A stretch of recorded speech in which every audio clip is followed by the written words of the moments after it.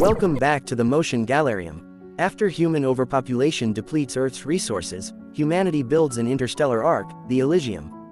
It carries 60,000 people on a 123-year trip to colonize Tanis, an Earth-like planet. The passengers are placed in hypersleep, and a rotating crew wake biennially to maintain the ship.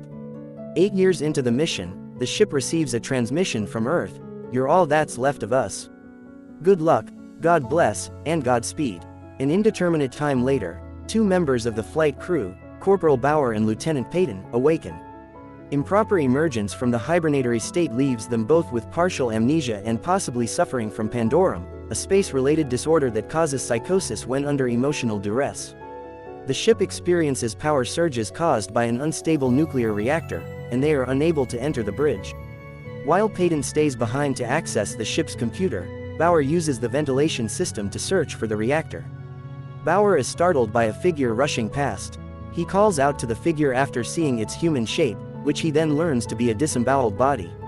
A woman, the figure, leaps at him with a curved knife and drops him to the ground and then pulls the knife along the curve of his neck without hurting him. She says things in another language before taking his boots. The mechanic, named Shepard, wakes up, startling Bauer, who then frees him.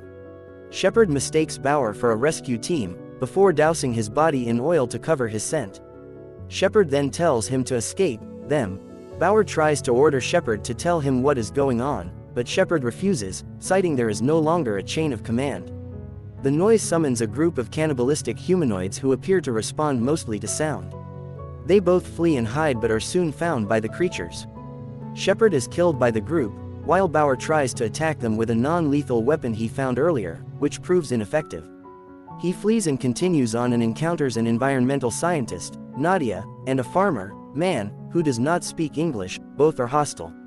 He encourages them to band together, and the trio flees into a barricaded chamber, where they find a cook named Leland. Leland has been awake for years, living off the water oozing through parts of the ship, the algae it creates, and resorting to cannibalism. Payton encounters Corporal Gallo, who claims the ship is lost in space and that he killed his team in self-defense. Leland feeds Bauer's group and shows them mural drawings depicting what has happened. After Earth vanished following an unknown catastrophe, Gallo went insane, killed his crew, and induced Pandorum in other passengers.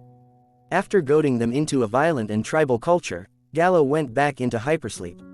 Aided by accelerated evolution from an enzyme meant to help colonists adjust to life on Tanis, the descendants have turned into cannibalistic mutants. Leland gasses the group, intending to eat them, but Bauer convinces him the reactor must be stabilized.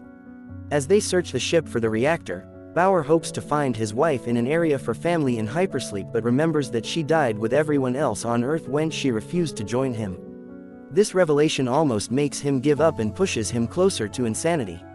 After surviving an encounter with the cannibals, Bauer's group finds the reactor.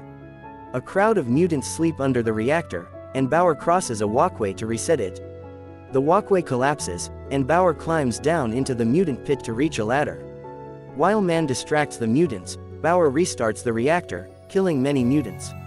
Leland flees, and Man is cornered by the mutant leader. Man kills the leader but is killed by a mutant child he hesitates to slay. Gallo becomes increasingly agitated, and Payton prepares a sedative. As they wrestle over the sedative, Gallo is revealed to be a hallucination as Payton is Gallo.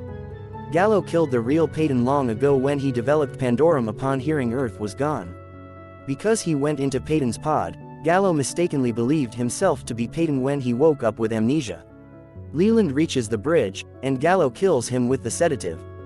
When Bauer and Nadia confront him, Gallo opens the shutters on the bridge's windows, revealing that the ship is adrift in deep space with no stars visible.